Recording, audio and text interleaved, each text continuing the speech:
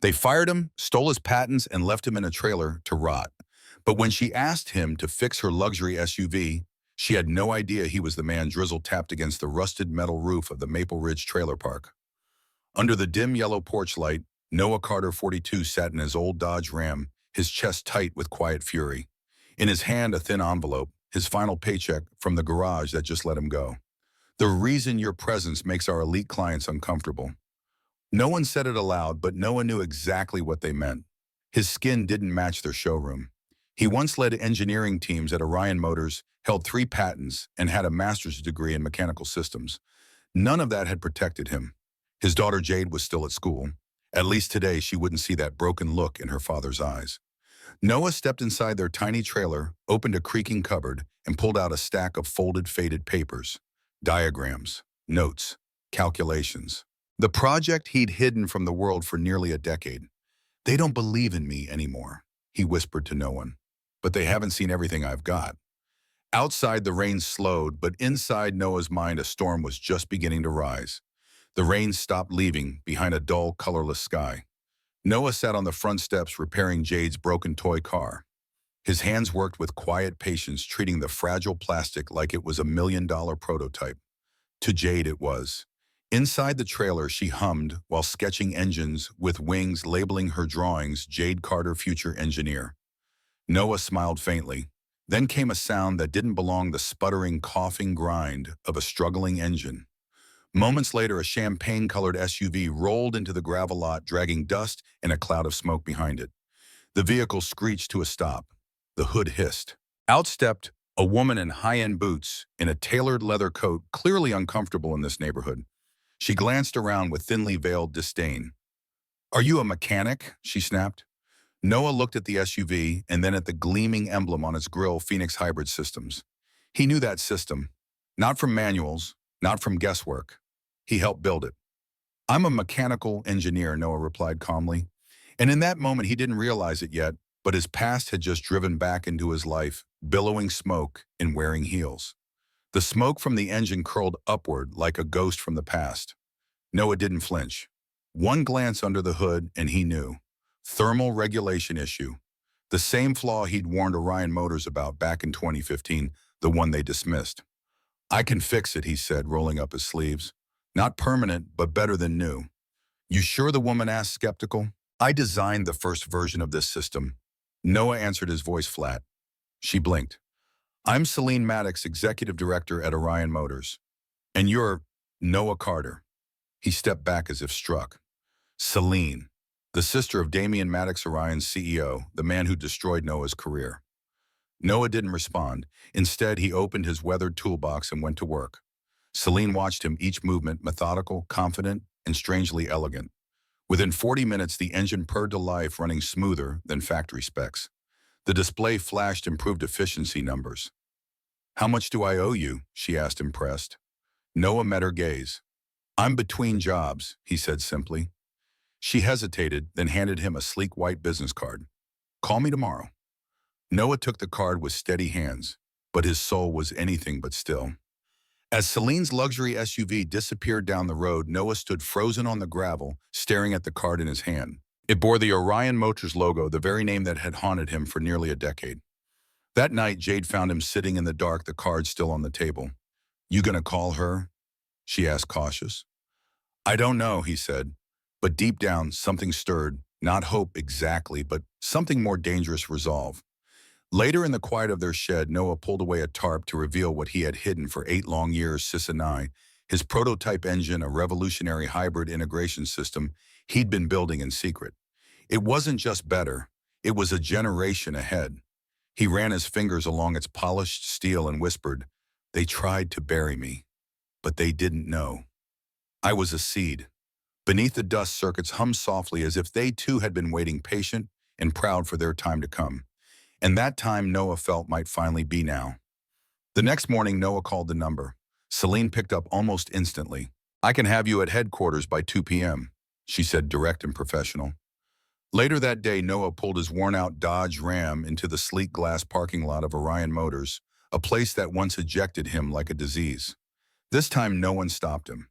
He walked past polished marble, through a chrome hallway, and into a building that once pretended he'd never existed. The receptionist looked up. "Noah Carter," he said calmly. "Celine Maddox is expecting me." Upstairs, Celine greeted him with a manila folder and an apology hidden beneath formality. "We're having major system failures with the Phoenix ZX. None of our engineers can fix it." Noah glanced at the schematics. One look and he knew. It was exactly the failure he warned them about years ago, the one Damien buried. He looked up. "I said this would happen," he said flatly. "You worked here officially?" Celine asked, eyebrows knitting. "2014 to 2016. Fired, accused of stealing my own designs." This wasn't just about a car anymore. It was about a man reclaiming the ground they buried him under inch by inch. The glass door swung open with the sharpness of a guillotine. Damien Maddox, CEO of Orion Motors, strode into the room like he still owned every inch of air inside it. Slick suit, sharper smirk, and a predator's stare. His eyes landed on Noah. The smirk vanished. "What is he doing here?" Damien snapped. "I told you this man was banned from Orion property." Celine stood her ground. "He's the only one who can save the Phoenix ZX from a catastrophic launch failure." Damien scoffed. "Save us. He stole from us." Noah didn't rise to the bait. He simply reached into his briefcase and pulled out a faded blueprint, the original hybrid thermal system design signed in the corner of N. Carter. Celine leaned in. Damien turned pale. Noah didn't come here to beg. He didn't come for revenge. He came to reclaim what should have never been taken. This was no longer a negotiation. It was a reckoning. After Damien stormed out in silence, the air in the room grew thick, not with fear, but with unfinished truth. Celine slid a file across the table. "Temporary consulting contract. Full lab access. We need you." Noah nodded, once his silence not approval but strategy. Down in the Orion labs, the same halls that once echoed with his footsteps now pulsed with tension. Then came a quiet voice. "You're Carter." Noah turned. A man in his 60s with steel gray hair and a face that had seen decades of corporate war extended a hand. "I'm Dr. Elias Tron. I remember what they did to you." Noah raised an eyebrow, cautious. "I stayed silent too long." Elias whispered, "Not anymore." He slipped a small USB drive into Noah's palm. Back at the trailer that night, Noah plugged it in. The screen lit up with emails, memos, doctored reports, and Damien's name in every single one. For 8 years, Noah had carried the weight of silence. Tonight, silence cracked, and behind it was the truth they thought would never surface. "Are you okay, Dad?" Jade's voice cut gently through the silence. Noah sat frozen in front of the screen, the files from Elias illuminating his weary face. He pointed to a list of names, engineers, mostly people of color, all fired, all discredited. "He didn't just do it to me," Noah said, voice trembling but clear. "He built an empire on our stolen work." Jade clenched her fists. "So what now? Do we expose him?" Noah looked at her, the same spark in her eyes that once lived in his. "No," he said, "not yet. First, we outbuild him." They walked into the shed together. Under the tarp waited Sis-9, the engine. Damien never saw the idea he could never steal. "I need your help integrating a new cooling algorithm," Noah said. Jade nodded, already opening her laptop. "You code, I wire," she grinned. In that dimly lit shed, father and daughter weren't just fixing an engine. They were lighting the fuse to burn through 8 years of silence with brilliance, not vengeance.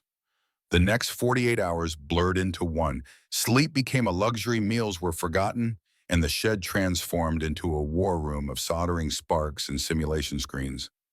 Noah tested the system's circuitry with surgeon-like focus.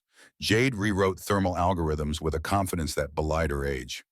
Every sound in the room, the whir of fans, the click of keys, the buzz of voltage, sang like a rising chorus. A new legacy was being forged. On the third night, Elias visited again, bringing additional diagnostics and a rare hopeful smile. "How's she running?" he asked. 61.3% efficiency. Jade beamed. No overheating, no lag. Elias's eyes widened. "That's revolutionary." Noah didn't smile. "Not yet. Tomorrow we register the patent, this time with ironclad proof. Legal team, witnesses, backup in triplicate." He placed the design file in a fireproof folder and looked at his daughter. "You ready?" Jade nodded. "I was born ready, Dad." Outside, the stars blinked through clouds like scattered embers. Inside that modest shed, a future once stolen had been rebuilt by blood brilliance and two sets of steady hands. The next afternoon, a black luxury car pulled up to the trailer. Dust curled behind it like smoke from a fuse. Celine Maddox stepped out, heels gone blazer, replaced with a simple gray coat. Her face carried urgency, but also something else, humility. Noah opened the door before she could knock. "Let me guess," he said. "The Phoenix is still failing." She nodded. "Launch is in 48 hours. The thermal system's collapsing." Damien's furious. He's hiding it from investors. "But we're running out of time." Noah leaned against the doorway, arms folded. "We both know what I built can fix it." "I know," she replied, "but I won't do this on your terms," he said. "My condition's full access. No security watching over me. And Jade works with me. She's not a kid. She's my assistant." Celine didn't hesitate. "Done." As they drove toward Orion headquarters, Jade sat beside her father, quietly staring out the window. "You nervous?" she whispered. Noah exhaled deeply. "I'm not afraid of failing anymore," he said. "I'm only afraid of never rising again." When Noah and Jade arrived at Orion headquarters, no one tried to stop them this time. Celine personally walked them past layers of security and whispers toward the company's most sacred space, the Innovation Lab. Eyes followed them, some confused, some skeptical, some stunned. But Noah didn't flinch. He had once been dragged out of this building like a criminal. Today he returned as himself. "This lab used to hold my heart in every bolt," he told Jade. "Now it's time to take it back." The Phoenix ZX prototype was in critical condition. Thermal conduits misaligned. Control pulses desynchronized. One more failure and the system would combust under pressure. Noah unrolled the schematics for CASA-9. Jade launched her simulation software. Together, father and daughter leaned in, surrounded by silent watchers and a ticking clock. In the corner, Dr. Elias stood quietly, fingers closed tightly around a USB drive, ready to detonate the truth if needed. 24 hours disappeared into solder fumes and blue light. Noah adjusted core circuitry with near-surgical precision. Jade rewrote code with eyes locked and fingers flying, her custom algorithm adapting thermal load in real time. The lab buzzed with urgency, the kind that makes seconds feel like oxygen. They weren't patching a system. They were rebuilding a broken promise. Noah adjusted the last capacitor. "Run it," he said. Jade tapped a key. The Phoenix ZX prototype roared to life. But it wasn't a roar, it was a hum. Smooth, controlled, alive. The room filled with stunned silence. On screen, the data displayed thermal stability, 97.6%. Efficiency, 15% above baseline. Celine stared at the number, speechless. Noah stood slowly, eyes steady. "I didn't come to save your company," he said. "I came to prove you were wrong to forget me." He didn't raise his voice. He didn't have to, because now the machine spoke louder than any apology ever could. News spread fast. The Phoenix AX was ready. But while reporters praised the breakthrough, Damien Maddox was seething behind closed doors. He scanned the latest internal report. At the top, under System Lead N. Carter, he slammed his fist down. "Who approved this?" Said his name stays buried. Celine looked him in the eye. "He's the only reason you still have a product to launch." To Damien, Noah was more than a threat. He was a mirror he couldn't bear to face. And now that mirror was being mounted center stage. He issued a covert order. Reset the systems, wipe external modifications, restrict lab access. But Dr. Elias had already anticipated this.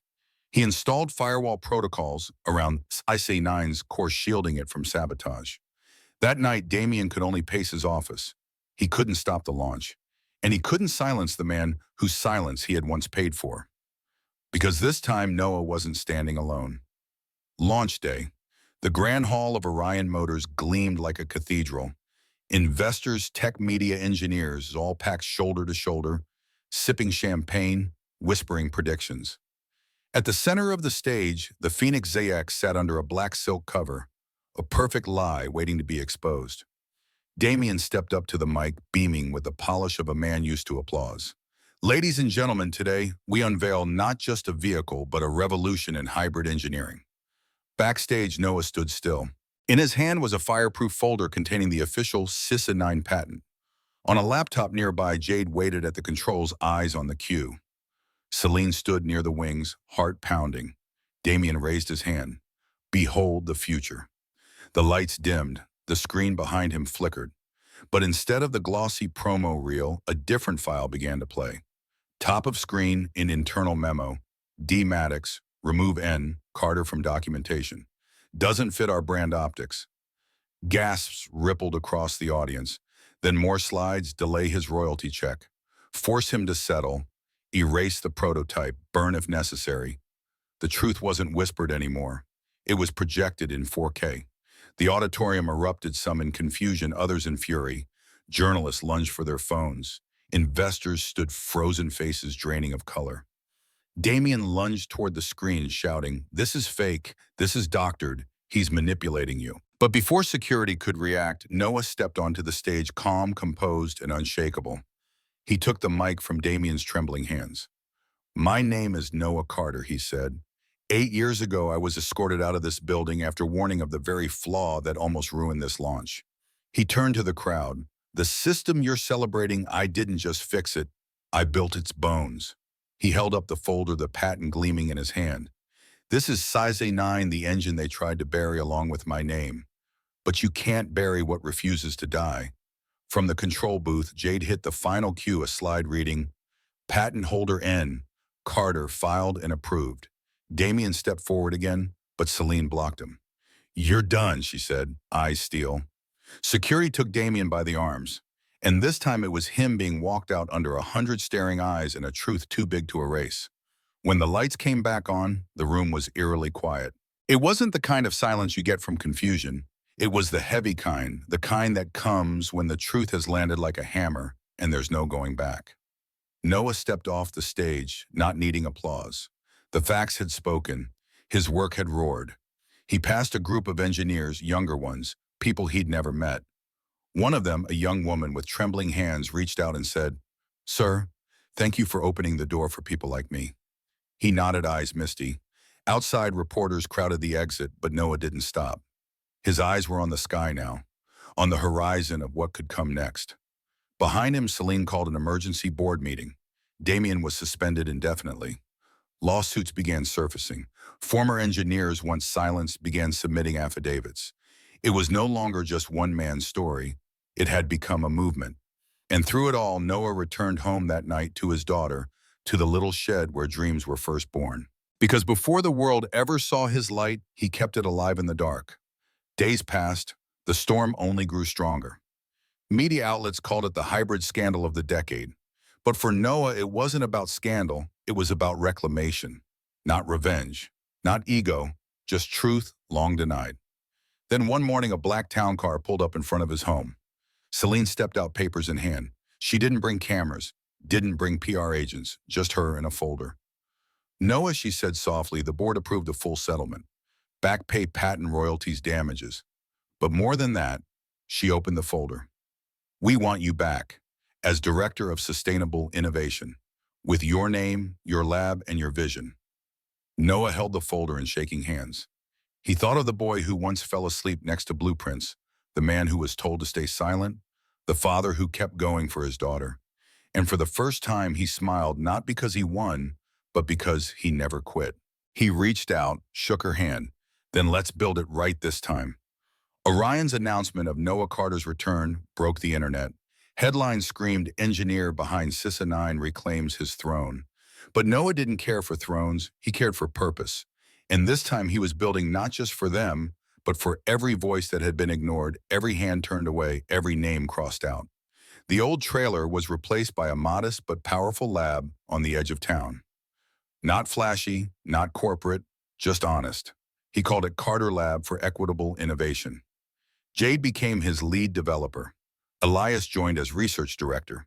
They weren't just building cars, they were building access mentorship programs, minority grants, STEM outreach. Because the best engines, Noah believed, don't just move vehicles, they move people. He went back to schools, talked to young engineers, shared blueprints, shook calloused hands, and listened, really listened. He didn't hide his scars. He wore them like armor, because the world didn't need another genius in a corner. It needed a fire that wouldn't go out.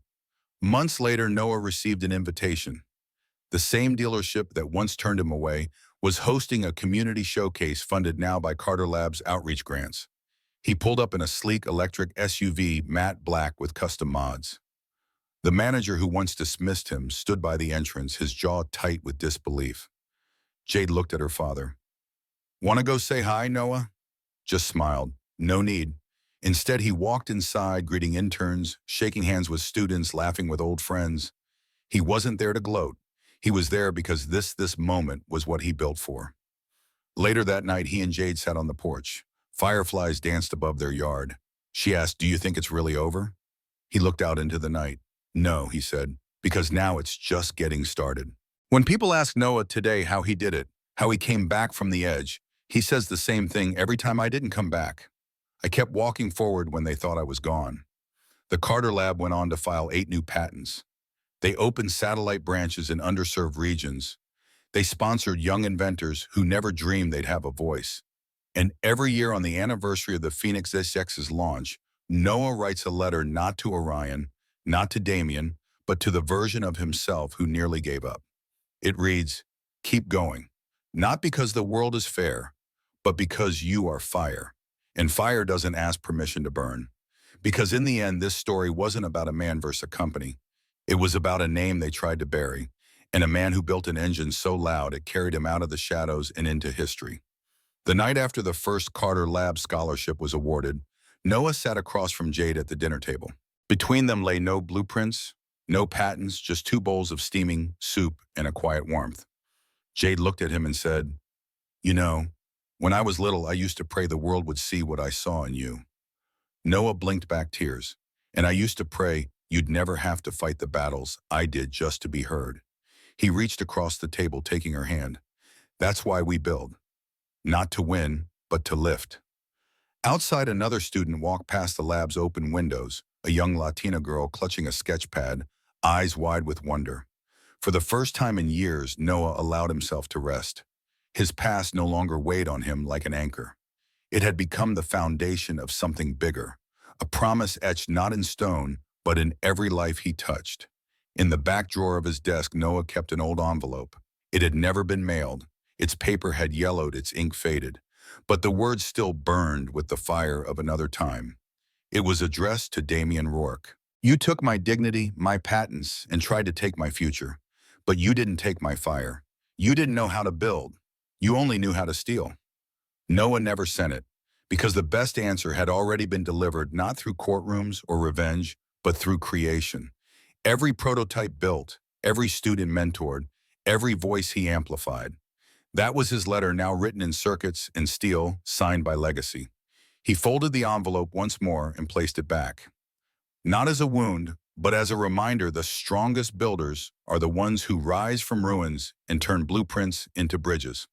A year later, Carter Lab was invited to the Global Sustainable Innovation Forum in Geneva. Noah stood on stage, flanked by Jade and a dozen engineers of color immigrants, women all once overlooked, now unstoppable. His speech wasn't flashy, just honest. He told the story of a trailer, a daughter, and a stolen dream that refused to die. By the end, the hall rose in applause, not just for the work, but for the resilience behind it. A young boy rushed the stage, tears in his eyes. "I want to build like you." Noah knelt down, looked him in the eyes. "You will, and you'll build something even better." In that moment, Noah understood what legacy truly meant. Not just what you leave behind, but who you lift as you go. That fall, Carter Lab released its first fully independent vehicle, the Phoenix Echo 1. It wasn't just an electric car. It was a declaration. Engineered from Noah's original shed concept, improved by his new team, and powered by a regenerative system once laughed out of boardrooms. Its debut commercial didn't feature celebrities. It featured a father and daughter standing in front of an old trailer, fireflies glowing behind them. And one line on screen, "Built where they told us we couldn't." Orders flooded in. Investors turned their heads. But Noah didn't smile for the numbers. He smiled for the sound, because when he started the engine, it didn't just hum, it roared. Years from now, people will ask what made the Carter legacy different. They'll mention the patents, the lab, the scholarships, the Phoenix X1. But those who truly know will say, it's because he didn't stop. When doors slammed, he carved new paths. When his voice was silenced, he taught others how to speak. And when they buried his name, He built a legacy too loud to ignore. On a quiet afternoon, Noah stood once more in the backyard of his now expanded home. No cameras, no fanfare. Just him and Jade watching a group of kids tour the lab. He whispered, "We were never just fixing engines. We were fixing the future." And the road ahead it was wide open. Because when you build with truth, compassion, and purpose, the world doesn't just listen, it moves. No matter how skilled you are, the world may try to erase your name, steal your work, and bury your worth just because of how you look or where you come from. But real justice doesn't come from revenge. It comes from refusing to disappear. Noah didn't fight back with anger. He fought with brilliance, perseverance, and quiet strength. He rebuilt what they destroyed. He mentored the voices they ignored. And in the end, he didn't just restore his name, he created something bigger than himself. This story isn't just about innovation. It's about dignity, about refusing to let anyone write your ending for you. Because when you keep building, keep believing, and keep showing up, eventually the world has no choice but to listen. So if you've ever been underestimated, overlooked, or pushed out, don't stop. Don't shrink. Build louder. Stand taller. And let your legacy speak for itself.